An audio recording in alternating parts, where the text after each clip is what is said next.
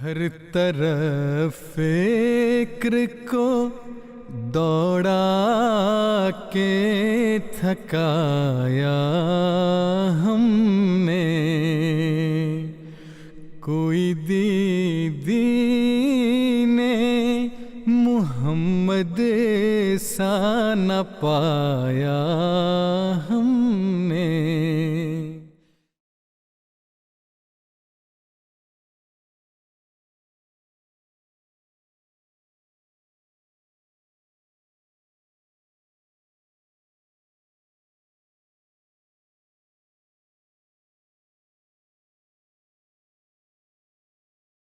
عن بريدة رضي الله عنه قال: كان رسول الله صلى الله عليه وسلم إذا أمر أميرا على جيش أو سرية قال: اغزوا بسم الله، ولا تغلوا ولا تغدروا ولا تمثلوا ولا تقتلوا وليدا ولا امرأة.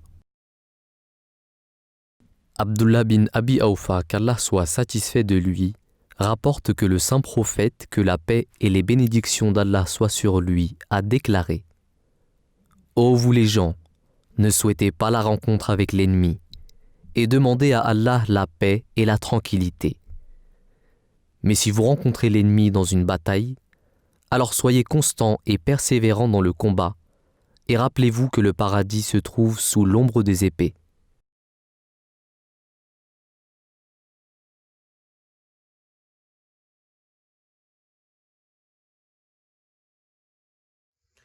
Chers téléspectateurs, assalamu alaikum wa rahmatullahi wa barakatuhu. Bienvenue dans ce nouveau numéro de Lumière sur Hadith. Comme vous le savez, le format de l'émission, c'est de prendre un hadith et de l'étudier, de l'analyser, de le décortiquer. Donc aujourd'hui, j'ai le plaisir d'être accompagné par le frère Ousmane Saheb. Assalamu alaikum wa rahmatullah. Chers frères, chers téléspectateurs, dans une précédente émission, on a vu que les musulmans, pendant 13 années, ils ont subi des atrocités très importantes. Ils ont vraiment souffert. Ils n'ont pas cherché le conflit. C'est-à-dire que en respectant l'un des enseignements de l'islam, qui est d'éviter au mieux le conflit, la guerre, ils ont respecté cela et ils se sont enfuis de cette région où il y avait des oppresseurs pour se réfugier à Médine et également dans d'autres régions de l'Arabie pour justement éviter le conflit. Mais quand les atrocités ont dépassé cette limite de la supportabilité, Dieu il a révélé cet enseignement, c'est-à-dire de prendre les armes pour vous défendre contre l'oppresseur et faire du coup dans ce cadre le djihad qui est justement cette guerre défensive. Défendez-vous pour pouvoir préserver la paix dans la société, à la fois pour les musulmans, mais également pour les chrétiens et pour les juifs de l'époque qui constituent également la société. Mais dans le cadre de ces guerres défensives, il y avait également des règles qui étaient à respecter. Justement, il y a eu des hadiths, il y a eu des versets du Saint-Coran qui ont expliqué aux musulmans quels sont les points importants qu'il faut garder à l'esprit et quels sont les points importants qu'il faut respecter dans le cadre de ces guerres, de ces combats avec l'ennemi, avec l'oppresseur. Et le hadith que vous venez d'entendre, chers téléspectateurs, pose également le cadre de certaines règles à respecter. Il y a trois points essentiels, dans ce hadith. Le premier, c'est de respecter les pactes qui ont été établis dans le cadre de ces guerres ou de ces conflits avec l'ennemi. Deuxièmement, c'est de ne pas mutiler l'ennemi, donc respecter l'ennemi en temps de guerre. Et troisièmement, c'est de protéger les populations les plus faibles, c'est-à-dire ici les femmes et les enfants. En effet, on voit vraiment ici qu'il y a un respect donc de certaines règles qui sont importantes justement pour faire preuve de justice en temps de combat, en temps de guerre défensive. Ousmane Saheb, donc je vous transmets maintenant la parole pour. Est-ce que vous pouvez nous faire un overview de ce hadith? Qu'en pensez-vous? C'est un hadith, comme vous l'avez cité, il est dans la continuité du hadith qui a été précédemment commenté, qui traite toujours des conditions pendant la guerre. Quand le saint prophète Mohammed sallallahu alayhi wa sallam il a envoyé une troupe dans le cadre d'une guerre et des instructions. Ces instructions viennent compléter, viennent expliquer les enseignements coraniques concernant la guerre. Et dans ces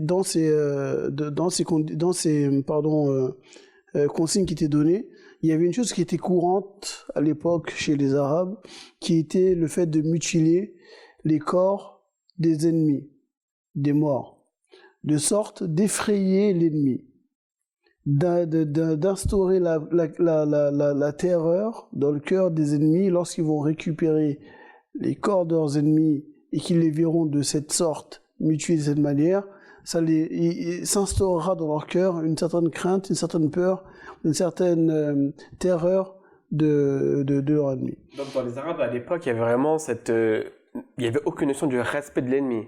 C'est-à-dire vraiment, il fallait l'humilier, le mutiler. Aucune. Mais il y avait aussi cette pratique qu'on massacrait à tout va. C'est-à-dire peu importe que ce soit des enfants, des femmes, peu importe la personne. Et à cette époque-là, mutiler les morts, ce n'était rien pour eux. C'était courant. Tuer les enfants, c'était rien pour eux. Les femmes également. Vous n'avez aucune pitié en fait. Aucun respect, aucune pitié. Tout à fait. Et les prisonniers de guerre, alors il fallait mourir plutôt qu'être prisonnier de guerre à l'époque des Quraysh, parce que à l'époque pré-islamique, un prisonnier de guerre valait mieux pour lui de mourir sur le champ de bataille plutôt qu'être attrapé et amené avec eux, parce que là c'était vraiment une double sentence qu'il allait subir. Et donc l'islam est venu enlever tout ça. Le sallam a interdit tout ça. Interdiction de mutiler les corps. Les Arabes avaient l'habitude que les morts, on leur coupait les oreilles, le nez, les yeux étaient sortis de leur globe. Et le but, c'était vraiment de humilier, tout à fait. Donc, le sallam a interdit cela. Il n'était plus permis à toute personne qui se disait être musulmane, être de la communauté de Muhammad sallallahu alayhi wa sallam, suivre le Coran et la Sunna qui est la mise en pratique du prophète Muhammad sallallahu alayhi wa sallam du Saint-Coran et de l'islam, d'avoir recours à cela. Ça, c'est la première des choses. Interdiction formelle de toucher aux enfants, de tuer les enfants et les femmes. Ensuite, on a parlé de tout ce qui est lieu de culte, que le Coran a déjà lui-même explicité. Interdiction de détruire les lieux de culte. Il est malheureux aujourd'hui de voir que des personnes qui se disent être musulmanes vont à l'encontre, vont pleinement à l'encontre de ces enseignements-là. Sans aucune gêne. Destruction de lieux de culte, comme on le voit en Égypte, des attentats qui ont lieu dans des églises, où des lieux de culte sont profanés, des suivants d'une autre religion sont assassinés. Et ils ne sont plus en sécurité. Ils ne sont plus en sécurité. Du coup, en fait, l'époque pré-islamique, comme vous l'avez mentionné, où il n'y avait aucun respect pour l'ennemi, aucun respect pour aucune religion, aucun lieu de culte, aucune considération, aucune pitié pour l'enfant et pour la femme. En fait, cette époque-là, ou ces pratiques-là ressemblent comme deux gouttes d'eau aux pratiques de Daesh. Aux pratiques de ce groupe soi-disant qui se revendique d'une doctrine qui se rapproche de l'islam mais qui n'a rien à voir parce que ces enseignements se rapprochent comme à l'époque d'avant l'islam. Tous les mouvements, les groupuscules qui se réclament du djihad actuellement à notre époque ou dans les années qui ont précédé, quel que soit le nom qu'ils portent, ont la même marque, ont la même manière d'agir. Ces manières d'agir, c'est toujours d'utiliser des termes qui sont employés certes dans le Coran, dans les hadiths, mais l'application de ces choses-là n'ont rien à voir avec ce que le prophète sallallahu alayhi wa sallam et ce que l'islam nous a ordonné. C'est aux antipodes des enseignements islamiques. Je prends un exemple. Quand on voit ce qui se passe sur le terrain en Irak, en Syrie, quand on voit ce qui se passe dans les guerres civiles qui ont eu lieu en Égypte ou autres, qu'est-ce qu'on voit? La mutilation des corps. Des gens mutilés. C'est pas mutilé pendant le combat. Même après avoir récupéré les corps, il y a des mutilations. C'est que premièrement, ce sont des innocents, des gens qui n'ont rien fait, qui n'ont rien demandé. Donc on vient pour les tuer, pour les mutiler, mais comme vous l'avez mentionné, il y a aussi une destruction volontaire et assumer des lieux de culte. Et une chose qui a écarté, cette fausse idée que les gens se mettent dans la tête en disant que, je parle surtout des non-musulmans, de dire que mais finalement ces gens-là, ils font ça pour propager l'islam. Mais les premières victimes de cela, ce sont des musulmans. Bien sûr, en fait, notamment dans ces régions comme l'Irak ou la Syrie, où il y a ces attentats, c'est principalement des populations musulmanes. La question de la conversion n'est pas la question. Dans les règles qui régissent la question du djihad en islam, le verset que nous avions cité dans le hadith précédent, il y a 4 à 5 points qui sont importants à relever dedans. L'un des premiers points dans ce verset-là, c'est que nous ne devons recourir à la guerre que pour l'amour de Dieu et non pour des motifs personnels, pour notre propre gloire ou pour d'autres intérêts. Sur ces intérêts, on parle de quoi? D'avoir recours à la guerre, pour avoir des territoires, des richesses, spolier les gens. Et comme j'ai dit tout à l'heure, dans le hadith précédent, on ne peut pas combattre une personne qui n'a pas pris les armes contre vous. Mais c'est ce qui se passe. Ensuite, le hadith traite du respect des pactes. Il y a des pactes qui sont faits, il y a des traités qui sont... C'est le premier point qui est mentionné dans le hadith. Tout à fait. Il y a des traités qui sont signés entre États. D'accord? On parle d'aujourd'hui. À l'époque du Saint-Prophète Mohammed sallam, il y a eu des pactes qui ont été faits aussi. Il était strictement interdit à toute personne se réclamant de l'islam de contrevenir à un pacte qui a été fait entre la communauté musulmane, dont le représentant était le prophète Mohammed sallallahu alayhi wa sallam, et les personnes non musulmanes avec qui le pacte a été fait. Que ce soit le pacte de Médine, c'était pareil. Le pacte de Hudaybiyah, c'était pareil. Le pacte de Najran, c'était pareil. Tous les pactes qui ont été signés entre la communauté musulmane, dont le représentant de la communauté musulmane, la Jamaat de la communauté musulmane, c'était le Saint-Prophète sallam, et les autorités, les dirigeants des autorités des autres États ou aux autres peuples à qui ils avaient signé ces pactes-là.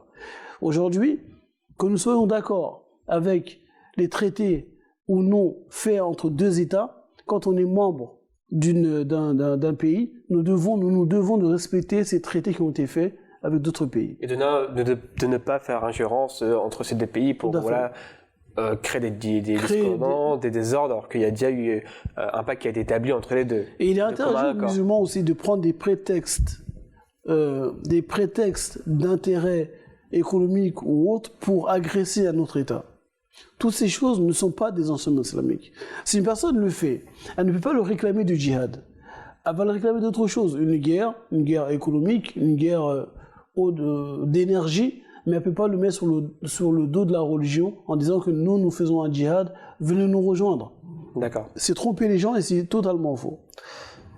Vous avez totalement raison, Ousmane Saheb. Justement, si je reprends le premier point qui est mentionné dans ce hadith, qui est celui des pactes, parce que, comme vous l'avez dit, il y a beaucoup de pactes qui ont été établis.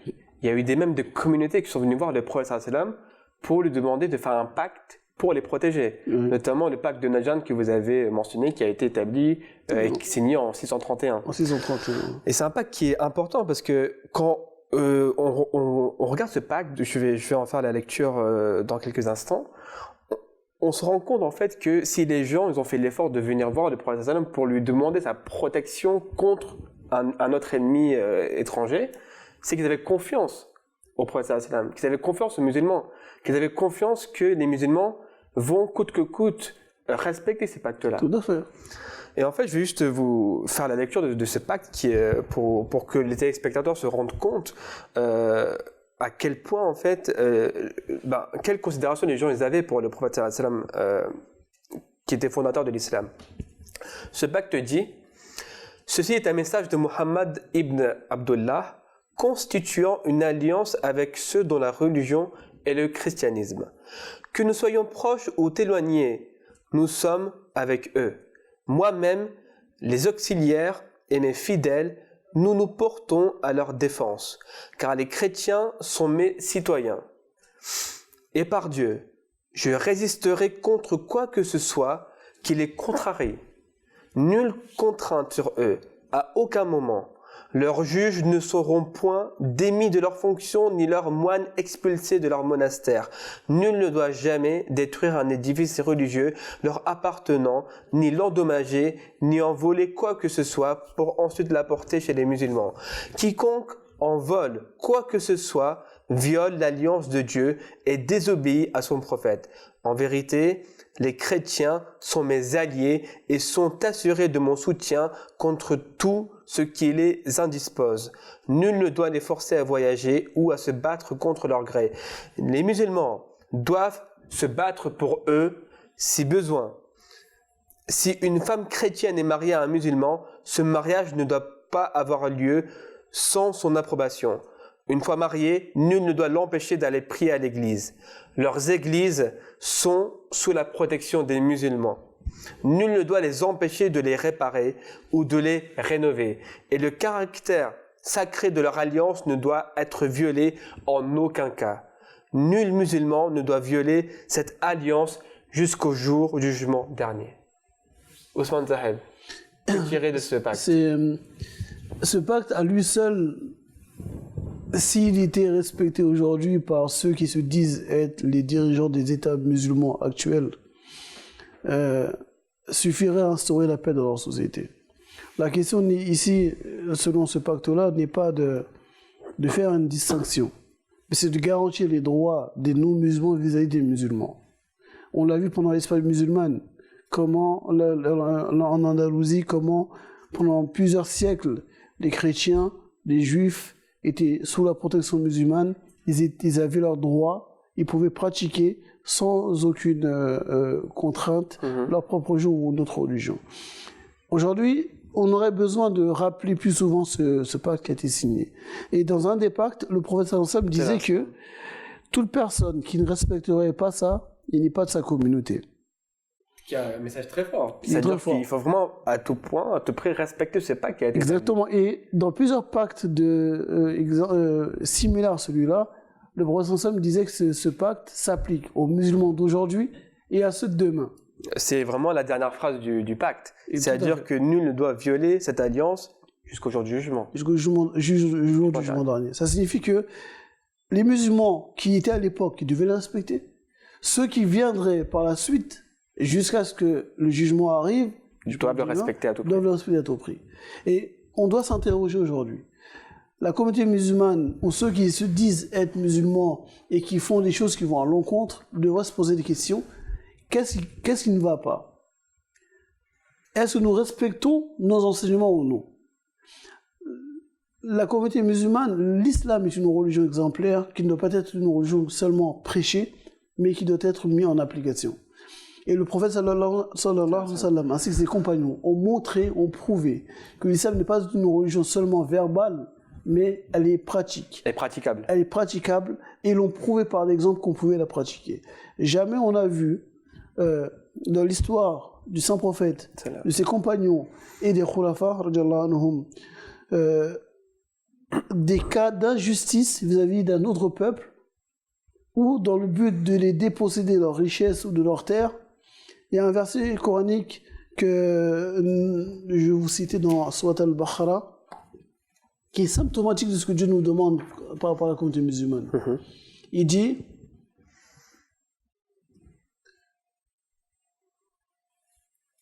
c'est le verset 9, le chapitre Al-Maïda, le verset 9, où Dieu dit, Bismillahirrahmanirrahim, Ya ayyuhalladhina amanu, kunu qawwamina lillahi shuhada'a bil qist, wa la yajrimannakum shana'anu qawmin ala alla ta'dilu, i'dilu huwa aqrabu littaqwa, wattaqullah, inna Allaha khabirun bima ta'malun.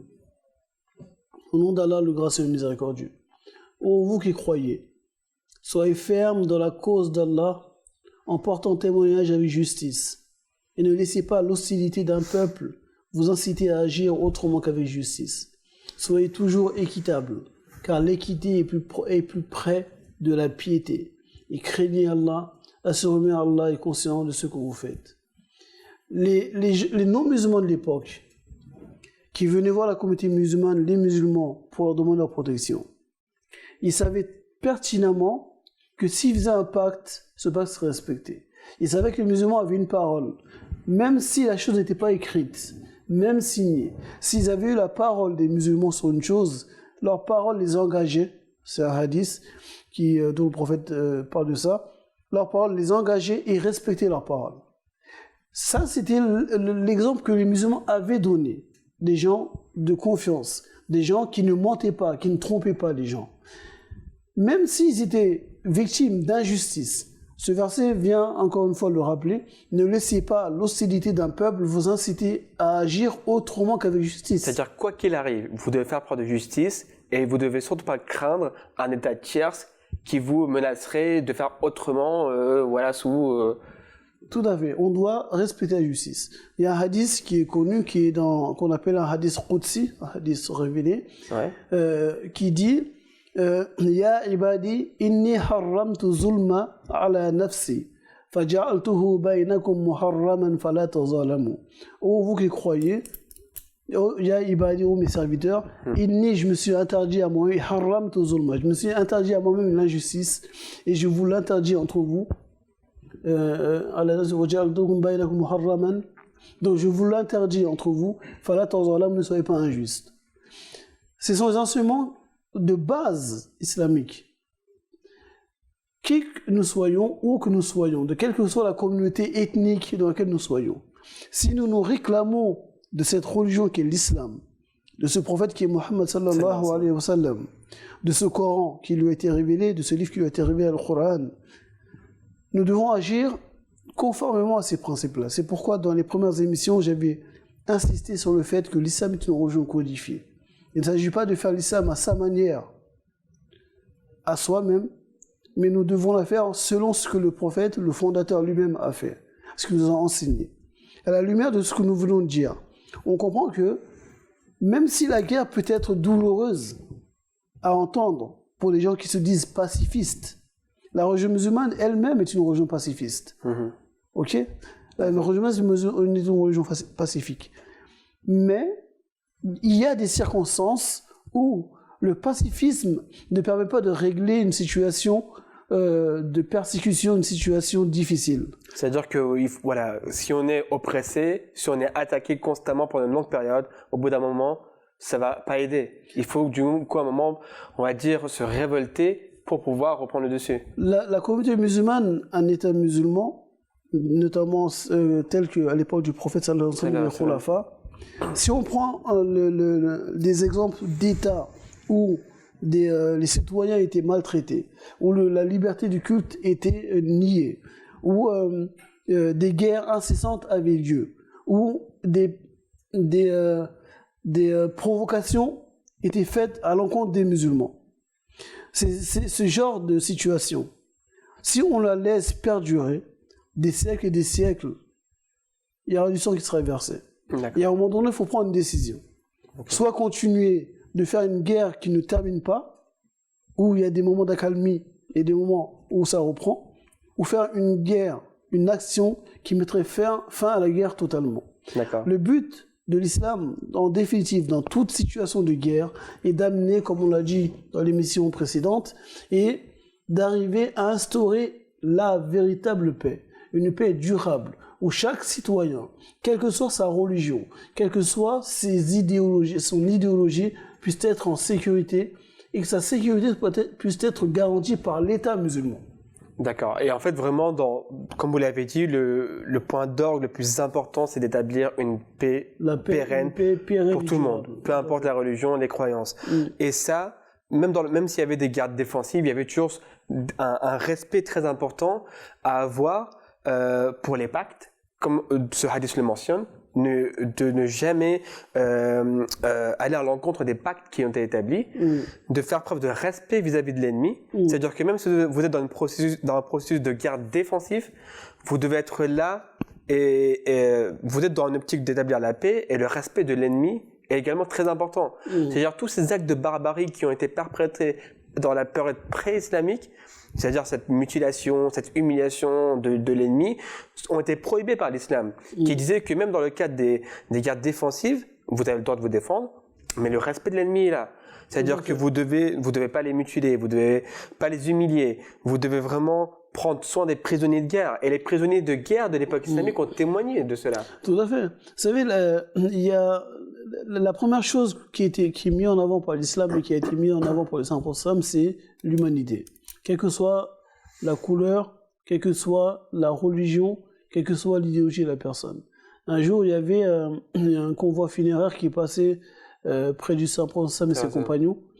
Et quand le prophète sallallahu alayhi wa sallam, il a vu le convoi funéraire, il s'est levé en signe de respect pour le défunt. Et les personnes qui étaient avec lui lui ont dit au prophète, c'est un juif. Il s'est tourné vers la personne et lui a dit, mais n'était-il pas un être humain?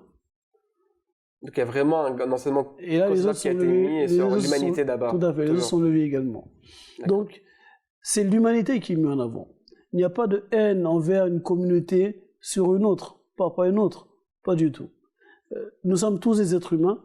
L'islam est une religion qui doit amener le croyant à être meilleur, progresser vers son Seigneur et être à l'image voir les hommes avec l'œil du Créateur et non pas avec l'œil de la créature. À savoir, avant d'être telle religion de tel pays, de telle ethnie, il est d'abord un être humain, serviteur du même Dieu que nous adorons tous, même s'il ne le reconnaît pas, mais il est la créature de ce Dieu que nous disons adorer. C'est ça que l'islam met en avant. Et c'est ça la solidarité qu'on doit avoir avec ces personnes. Tout à fait. Voilà.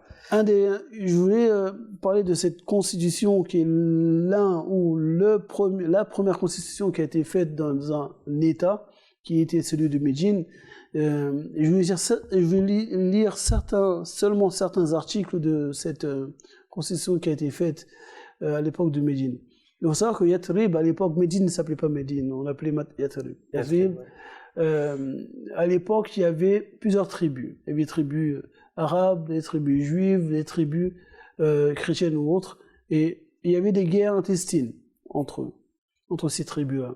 Et lorsque le prophète sallallahu alayhi wa sallam est arrivé à Médine, ils l'ont choisi comme étant le chef de Médine. Il ne s'est pas imposé, l'islam n'était pas ancré à Médine, mais vu sa manière de diriger, son honnêteté, sa droiture, toutes les tribus, dans leur ensemble, l'ont désigné comme étant le chef de Médine. Et pour pacifier Médine, et éviter et mettre fin à ces guerres qui avaient lieu entre les différentes tribus, il a mis une constitution. D'accord. Et certains articles que je vais lire ici, qui sont très intéressantes, est une leçon aussi bien pour nous les musulmans que pour les non-musulmans qui ne connaissent pas l'islam et ceux qui veulent apprendre et connaître quels sont les enseignements islamiques. Le Saint-Prophète dans cette constitution, il dit: les Juifs des Banu Auf forment une communauté avec les croyants. Aux Juifs, leur religion, et à nous les musulmans, et aux musulmans, leur religion. Aux Juifs des Banu Najjar, les mêmes droits qu'aux Juifs des Banu Auf. Aux Juifs des Banu Al-Haris, les mêmes droits qu'aux Juifs des Banu Auf. Aux Juifs des Banu Sa'ida, les mêmes droits qu'aux Juifs des Banu Auf. Aux Juifs des Banu Jusham, les mêmes droits qu'aux Juifs des Banu Auf. Aux Juifs des Banu Aus, les mêmes droits qu'aux Juifs des Banu Auf. Aux Juifs des Banu Thalaba, les mêmes droits qu'aux Juifs des Banu Auf. Les Juifs et les musulmans se doivent soutien mutuel contre quiconque combattrait les gens adhérents à ces écrits, à cette constitution. Les deux parties se conseillent mutuellement et leurs relations s'établiront sous le signe de la droiture, tout acte blâmable étant proscrit. Aucune partie ne fera préjudice à son allié. Les parties subissant une injustice sera aidée. La partie subissant une injustice sera aidée.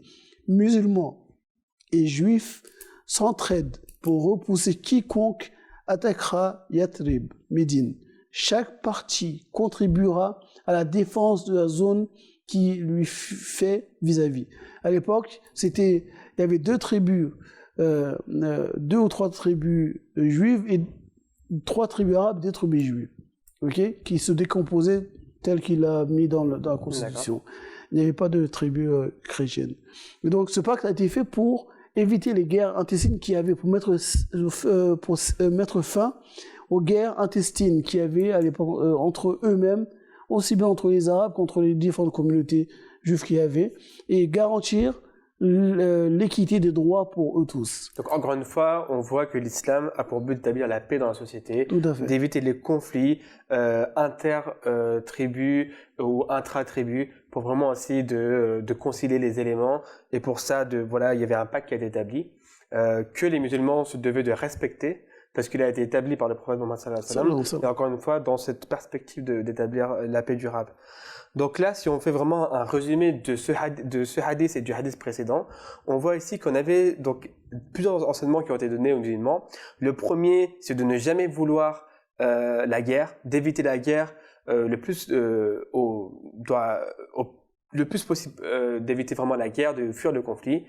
Mais si jamais ce conflit ou si jamais les oppresseurs venaient à commettre des atrocités qui dépassaient la limite de la supportabilité, dans ce cadre-là, Dieu a autorisé aux musulmans de se défendre contre les oppresseurs, mais toujours dans un même objectif qui est d'établir la véritable paix dans la société et une paix durable et pérenne, à la fois pour les musulmans, mais également pour les personnes des autres confessions, pour les personnes de confession juive, pour les personnes de confession chrétienne, et également pour protéger leur liberté de culte et leurs lieux de culte, que ce soit les synagogues ou les églises.